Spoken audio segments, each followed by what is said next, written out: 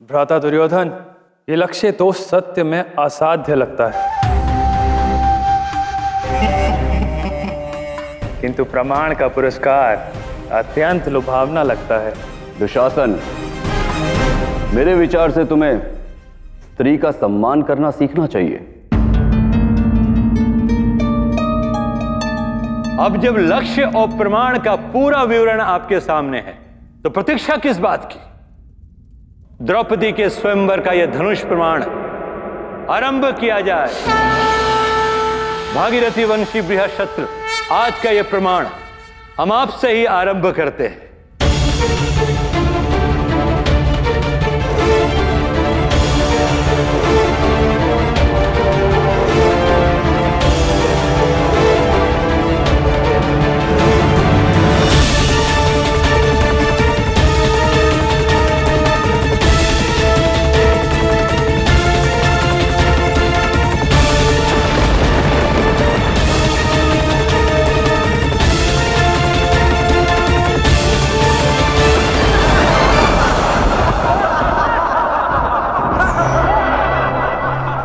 केतो, आपकी हंसी से यह प्रतीत होता है कि आपको विश्वास है कि आप यह कार्य कर सकते हैं। इसके लिए तो केवल मेरा एक हाथ ही पर्याप्त है।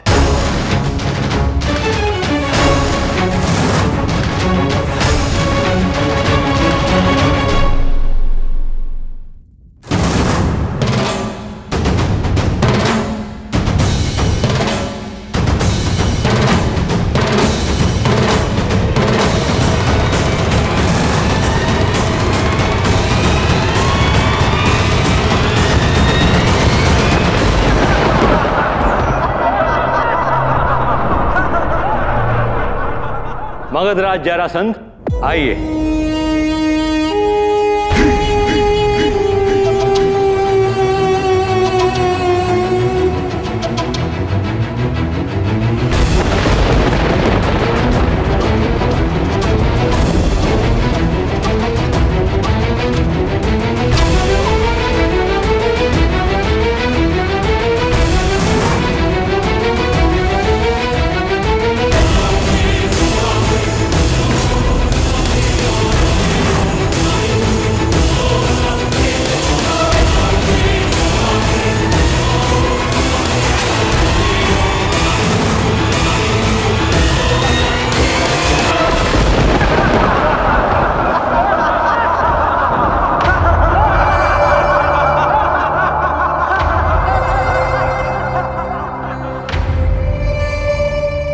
युवराज दुशासन, आइए।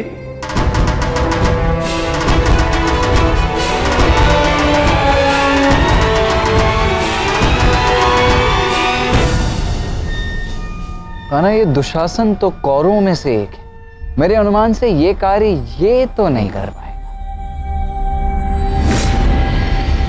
मेरा कर्म अनुमान लगाना नहीं आता, मैं तो बस देखूंगा, परखूंगा और चुनूंगा।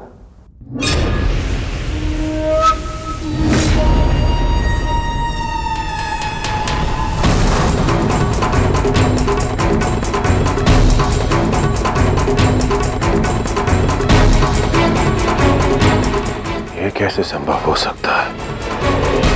दुशासन जैसा वीर इस धनुष को हिला भी नहीं पाया।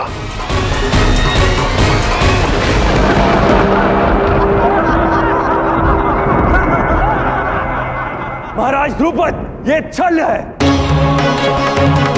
इस धनुष को कोई उठा नहीं पा रहा तो इससे निशाना भेदना असंभव है। आपने यहां हमें अपमानित करने के लिए बुलाया है क्या? नहीं राजकुमार दुशासन, अभी स्पर्धा समाप्त नहीं हुई। महादेव तो मेरी पुत्री के आराध्य हैं, इसलिए मुझे पूर्ण विश्वास है कि कोई ना कोई वीर अवश्य आएगा जो महादेव के समान ही बलवान होगा, जो इस धनुष को उठाएगा भी और इस प्रमाण में सफल भी होगा। आइए युवराज दुर्योधन।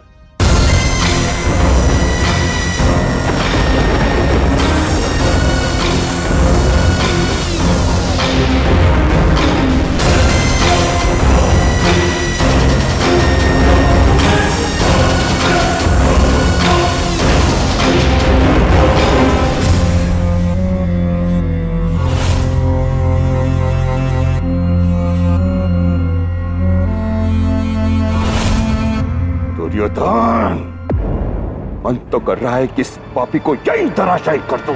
अपने क्रोध को शांत करो और अपनी पहचान छुपाने का प्रयास करो।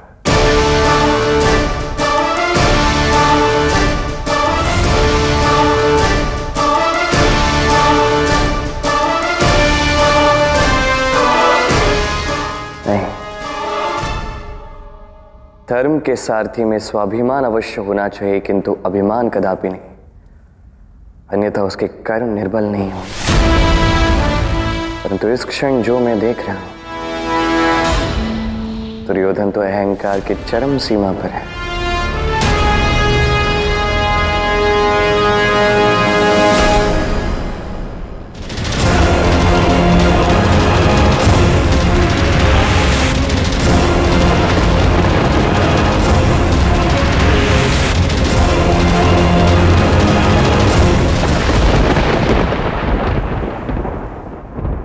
महादेव का धनुष उठाने के लिए केवल शक्ति ही नहीं, भक्ति की भी आवश्यकता होती है, जो इस समय दुर्योधन में तो नहीं दिख रही। मार्ग है ये धर्म का, हार जीत पुण्य पाप, मोह त्याग भय विलाप, सर्वनाश हो अधर्म का।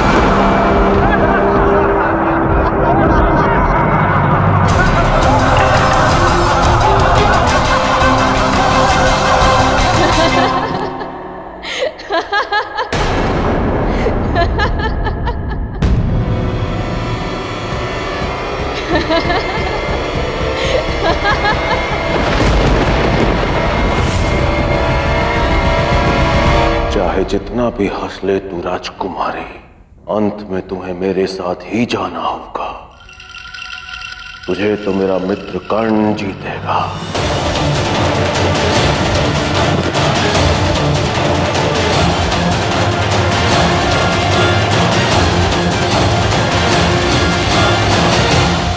अब जिसके कर्म में निर्मलता ना हो, मन में भक्ति ना हो, वो ज्ञानी कैसे हो सकता है? धर्म सारथी कैसे हो सकता है?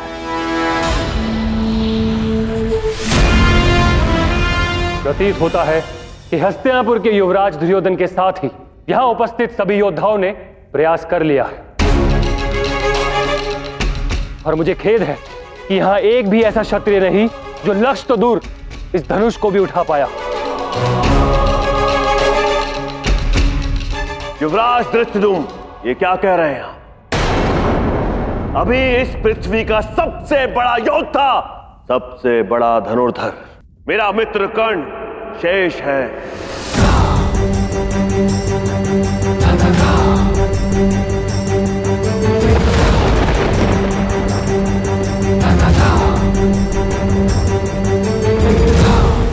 तब जब सारे क्षत्रिय स्वयं ही प्रमाण के लिए रणभूमि में आए, तब कर्ण स्वयं क्यों नहीं आए?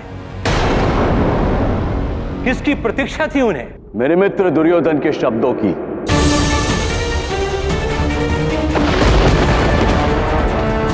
मैं यहां स्वयं के लिए नहीं आया हूं, मैं यहां मेरे मित्र के लिए आया हूं।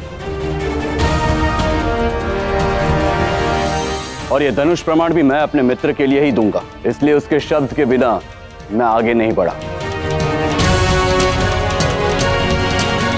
मैं धनुर्धारी हूं, किंतु मेरी प्रतिभा और विद्या दोनों ही मेरे मित्र को समर्पित है।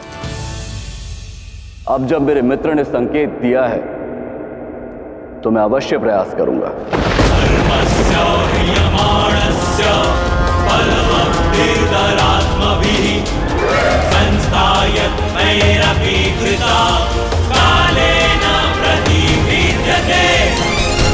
ओम सूर्यदेवाय नमः।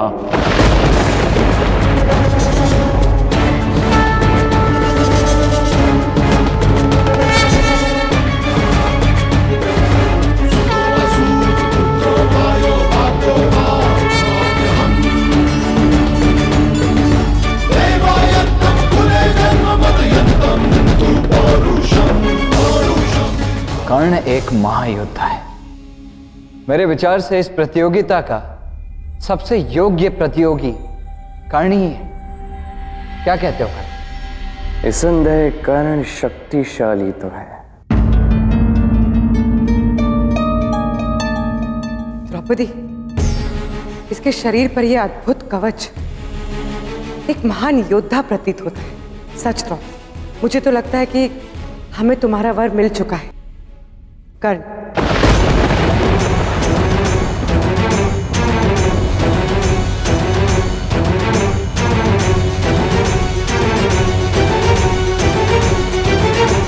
सखा, आपने तो कहा था कर्ण विशेष है, महारथी है। क्या वो ये लक्ष्य भेद पाएंगे? इस संसार में केवल 3 ऐसे योद्धा हैं जो इस दुर्गम कार्य को कर सकते हैं द्रौपदी, और कर्ण उसमें से एक है।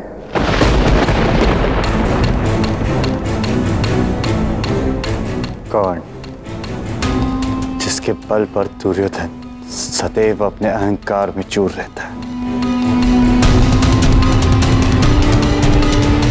जिसके सहयोग से दुर्योधन ने लाक्षाग्रह जैसा घृणित कांड किया।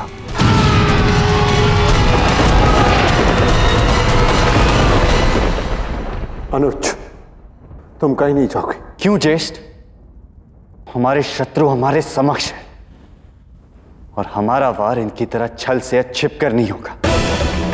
सबके समक्ष दंड देंगे हम इन्हें। इन्होंने हमारे हत्या का षड्यंत्र रचा था। नहीं अर्जुन, यदि तुम युद्ध छेड़ोगे तो हमारा भेद खुल जाएगा और हमारे कारण यहाँ बैठे कहीं निर्दोष मारे जाएंगे। और वैसे भी इतने बड़े कार्य के लिए हमने माता कुंती से आज्ञा नहीं ली है। धैर्य से काम लो अनुज। क्रोध में आकर इस क्षण हमारा भेद खुल जाएगा।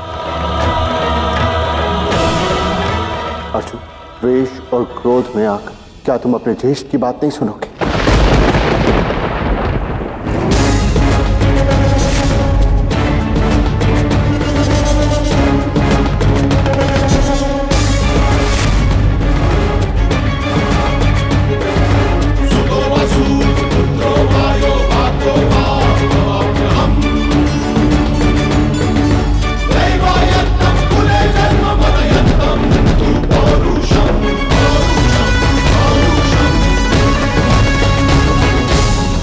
अद्भुत। महादेव को सम्मान किया अर्थात कर्ण के मन में भक्ति तो है। अब देखना यह है क्या कर्ण ज्ञानी भी है।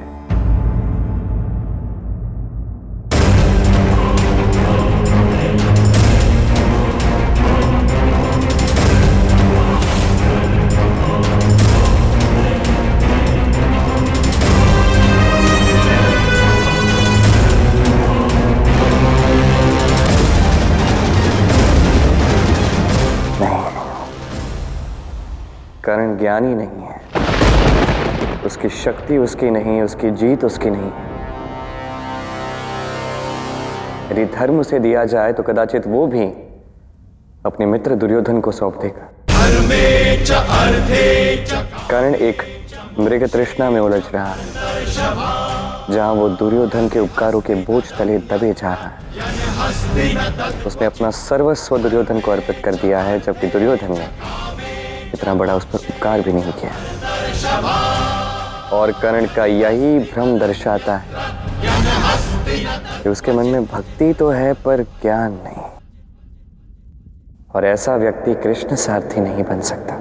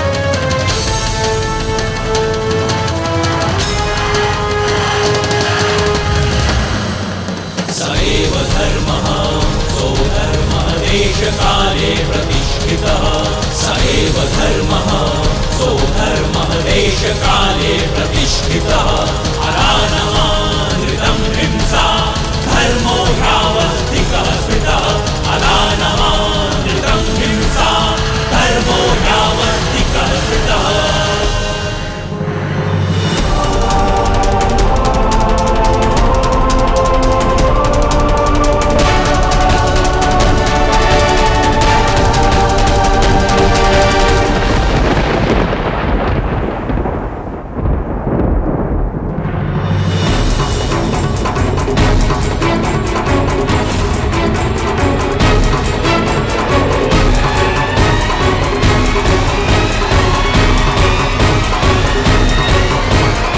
सखा कृष्ण, स्वयंवर तुम्हारा है। जो भी बात मन में है उसे व्यक्त करना तुम्हारा अधिकार है द्रौपदी।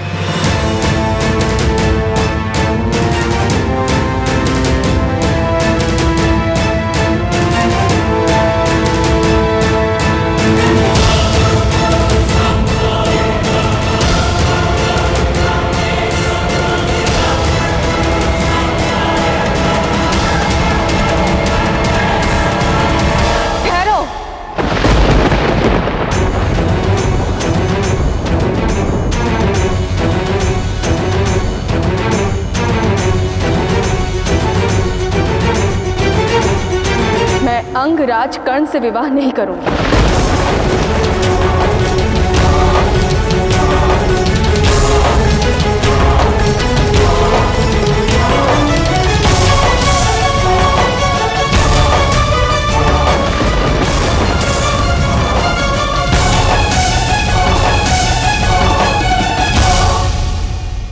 क्या कर रही हो द्रौपदी?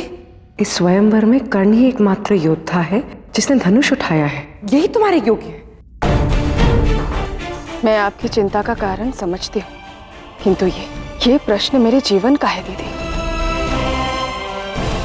मुझे मेरा पक्ष रखने दीजिए।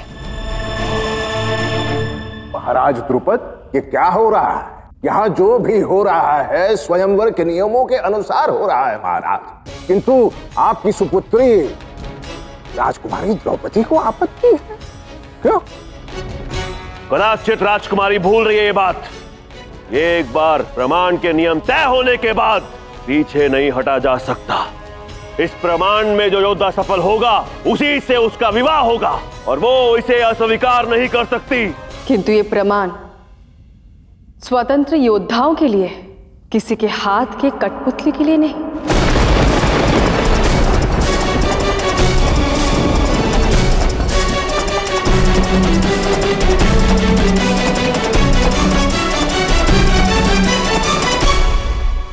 ये तुम क्या कह रही हो पुत्री? हाँ पिताश्री, आपने सुना ना। भले ही अंगराज कर्ण इस संसार के सर्वश्रेष्ठ धनुर्धर हो, किंतु उनकी ये विद्या युवराज दुर्योधन के अधीन है। वो यहाँ युवराज दुर्योधन के लिए आए हैं, अपने लिए नहीं। ये धनुष प्रमाण जीतकर वो मुझसे यहाँ विवाह करने नहीं, अभी तो युवराज दुर्योधन के लिए लड़ रहे हैं। स्वयंवर में आने के पश्चात भी जो व्यक्ति अपने निर्णय लेने के लिए युवराज दुर्योधन पर आश्रित हो, उनका जीवन तो पूर्णता है उन्हीं के अधीन होगा। यदि वो ये प्रमाण अपने लिए भी देते, तब भी मैं किसी के हाथ के कठपुतली की पत्नी बनना स्वीकार नहीं करती।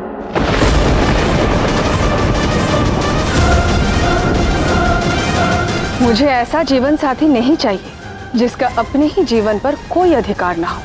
राजकुमारी, आप जिसे पराधीनता समझ रही, वो केवल एक मित्रता का पवित्र संबंध और कुछ भी। महाराज द्रुपद, आपकी पुत्री ने मेरे मित्र कर्ण का ही नहीं, मेरा भी घोर अपमान किया है। राजकुमारी के मुख से निकला एक एक शब्द युद्धनाथ है। पहले ही पंचाल के आधे भाग पर हमारे गुरु द्रोण का आधिपत्य है, और अब अगर राजकुमारी इसी तरह बोलती रही तो पंचाल राज के आधे शेष भाग पर विपदा आ सकती है।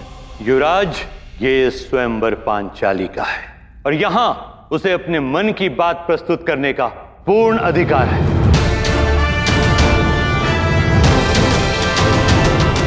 अधिकार? महाराज द्रुपद, आपकी ये बात स्वीकार है, अधिकार, किंतु ये बात भी अनुचित नहीं है महाराज। आपकी सुपुत्री राजकुमारी द्रौपदी कह रही है कि कर्ण कठपुतली है, सो वो उससे विवाह नहीं करे। कर्ण समस्त क्षत्रियों से बड़ा है, अनगिनत क्षत्रियों को पराजित किया है कर्ण ने। आपने स्वयं स्वयंवर के नियम बनाए हैं और आपको ज्ञात भी है यहाँ नियमों का उल्लंघन हो रहा है। नियम कहता है जो लक्ष्य भेदेगा वो राजकुमारी द्रौपदी को ले जाएगा। स्पर्धा के बीच में नए नियम डाले जा रहे हैं, ये छल है महाराज, ये छल प्रतीत होता है।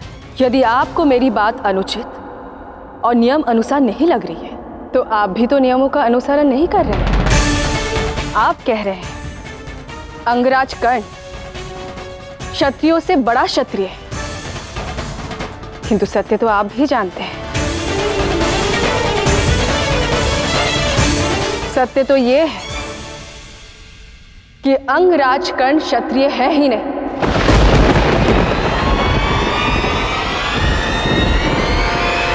वो एक सुतपुत्र है, एक सुतपुत्र है।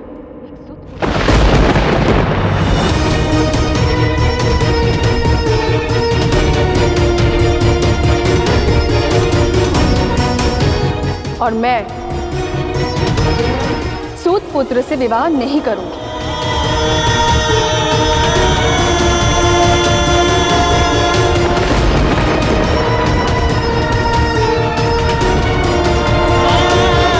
कौन अंगराज है? उससे इस तरह की बात करने का दुस्साहस कैसे किया तुमने? कर्ण महारथी है राजकुमारी द्रौपदी, स्वयं भगवान परशुराम का शिष्य है कर्ण, और तुम कह रही हो कर्ण क्षत्रिय नहीं है? अंगराज कर्ण ने भगवान परशुराम को अपना गुरु माना था, किंतु क्या भगवान परशुराम ने कर्ण को अपना शिष्य माना था?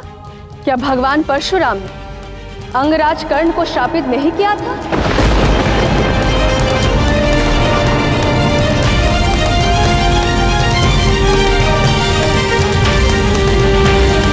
नहीं मित्रगण, रुक जाओ। धनुष मत रखो, जो कार्य करने आया उसे पूर्ण करो।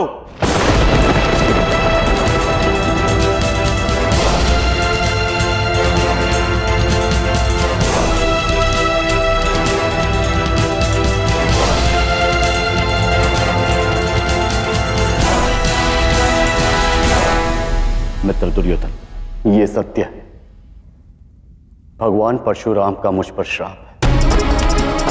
मेरे वर्ण के कारण वो मुझे अपना नहीं सके। अब तुम भी शांत हो जाओ मित्र दुर्योधन। ये भी सत्य है कि मैं क्षत्रिय नहीं, एक सूतपुत्र हूं, लेकिन मुझे इस बात का कोई दुख नहीं है। मैं वर्ण से नहीं, मैं कर्म से क्षत्रिय हूं, तो कदाचित कुछ लोग समझ नहीं पाए। महाराज द्रुपद, आज आपकी राज्यसभा में हस्तिनापुर के महान योद्धा का अपमान हुआ है।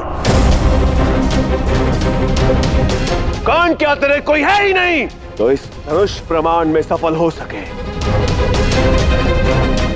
यहां ऐसा कोई धनुधर नहीं तो इस धनुष के पास भी जा सके। यहां सबके सब नपुंसक हैं।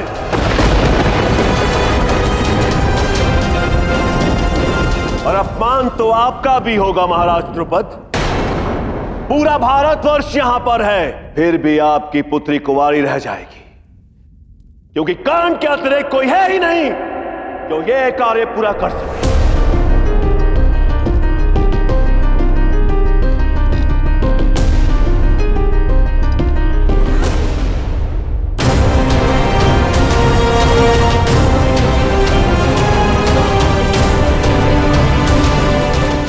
सारा भारत यहाँ है। मैं आप सबसे पूछता हूं, क्या भारतवर्ष के सारे वीरों के यहां होते हुए भी अग्नि कन्या द्रौपदी कुंवारी रह जाएगी? क्या यह कथन सत्य हो जाएगा?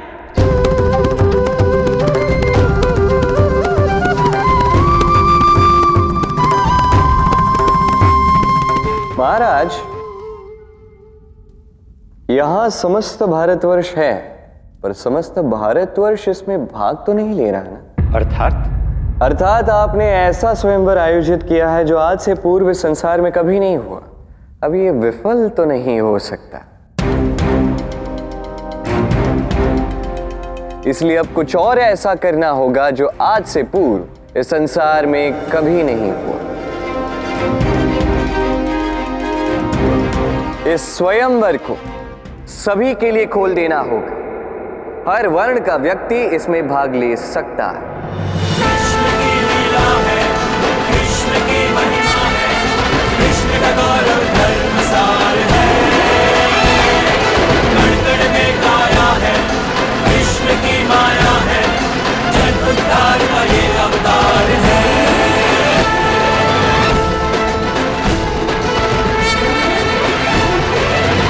श्री कृष्ण ठीक कह रहे हैं। यदि कोई क्षत्रिय ये कार्य नहीं कर पाया तो मैं अपनी पुत्री को कुंवारी रहने तो नहीं दे सकता ना। इसलिए मैं पांचाल नरेश द्रुपद ये स्वयंवर सभी के लिए खोलता हूं।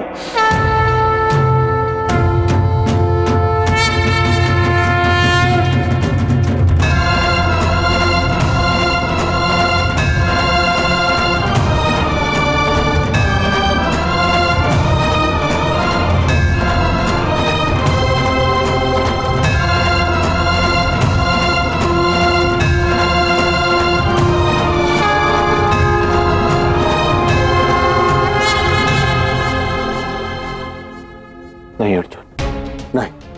मैं जानता हूं कि तुम्हारे मन में क्या चल रहा है। अपने मन से व्यर्थ के विचारों को बाहर निकालो और मौन होकर यहां बैठ जाओ। नहीं ज्येष्ठ, आप इस पूरे घटनाक्रम को समझिए, सोचिए कि जो कुछ भी हो रहा है पूर्व निर्धारित था। माधव सदैव हमारी वास्तविकता जानते थे, इसीलिए तो वो हमारे आश्रम आए थे। उन्होंने हमें यहाँ आने के संकेत दिए, हमें धनुर्विद्या के बारे में बताया, हमें अपना ऋणी बनाया ताकि हम यहाँ आने के लिए बाध्य हो जाए। क्यों? ताकि मैं स्वयंवर में भाग ले सकूं, ताकि मैं द्रौपदी से विवाह कर सकूं।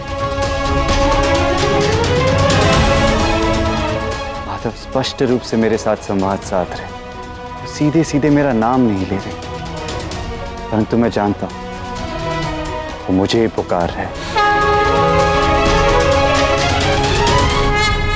आज्ञा दीजिए ज्येष्ठ, मुझे स्वयंवर में भाग लेने दीजिए।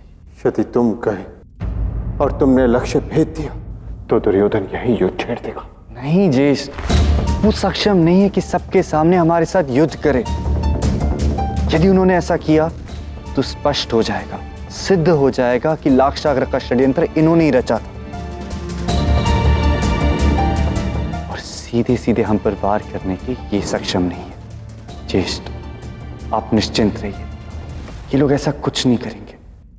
किंतु अर्जुन, ज्येष्ठ, एक धनुर्धर का जीव उसके धनुष में बसता है, और यदि इस समय मैंने अपने धनुष का प्रयोग नहीं किया ना, तो आप बताइए क्या मैं जीवित कहलाऊंगा?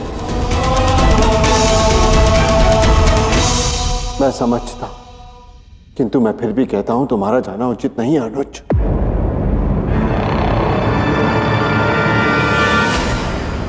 क्षमा करना ज्येष्ठ, परंतु मुझे ये करना ही होगा।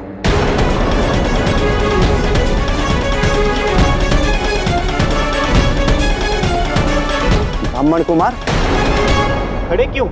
बैठ जाओ। जो काम क्षत्रिय नहीं कर सके वो तुम कर लोगे क्या? प्रयत्न करने से किसी का अपमान नहीं होता ऋषिवर। यदि ऐसा होता तो मानव जीव का उत्थान ही नहीं होता। पाटिवधारी अर्जुना, महेश्वासा धनंजय,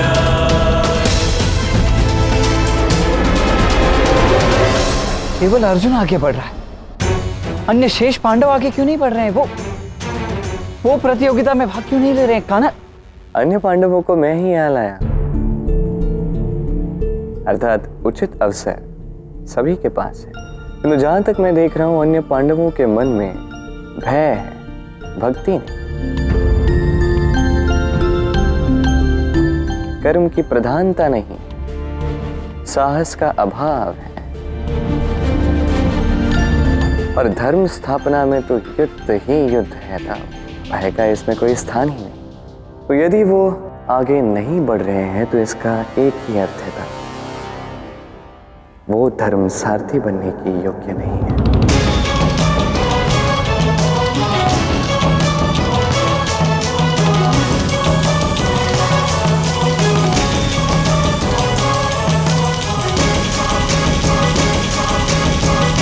मैं ब्राह्मण कुमार महाराज द्रुपद की चुनौती को स्वीकार करता हूं। राजकुमारी द्रौपदी के लिए इस लक्ष्य को भेदने की इच्छा रखता हूं।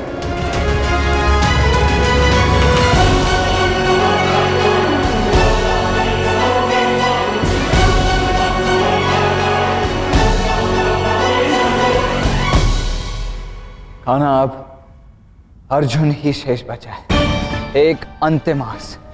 क्या ये इस लक्ष्य को साध पाएगा? और यदि नहीं साध पाया तो? अर्जुन, जो हमारी अंतिम आस है, यदि वो सफल नहीं हुआ तो धर्म स्थापना का ये कार्य कभी संपन्न नहीं हो पाएगा।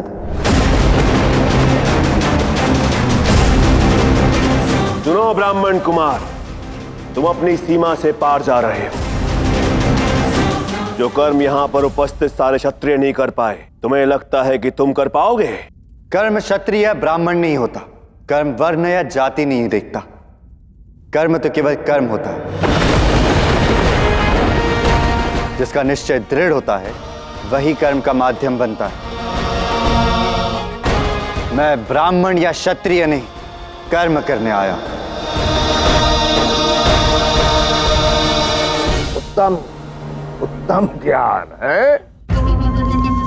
ये ज्ञान ही है जो तुम ब्राह्मणों को और वर्णों से आगे रखा हुआ है। अथवा तुम लोगों में है क्या? अब शांति से अपने ज्ञान की पोटली उठाओ और यहां से प्रस्थान हो जाओ। ब्राह्मण, आप अतिथि है, यजमान नहीं। यदि यजमान महाराज द्रुपद कहेंगे तो मैं लौट जाऊंगा। ये धरा उनकी है, यहाँ के नियम उनके हैं। राजकुमारी द्रौपदी उनकी पुत्री है, ये स्वयंवर उनका है। तो यहाँ का अंतिम निर्णय भी वही लेंगी।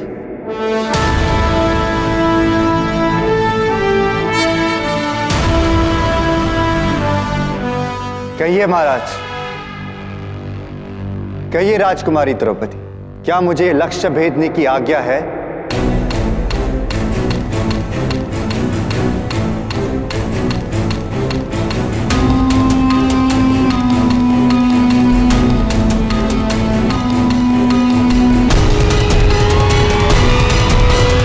महाराज द्रुपद, स्वयंवर द्रौपदी का है। मेरे विचार से निर्णय उसी का होना चाहिए। आपके क्या विचार हैं? सत्य कहा आपने। श्री कृष्ण का कथन सत्य और न्याय संगत भी है।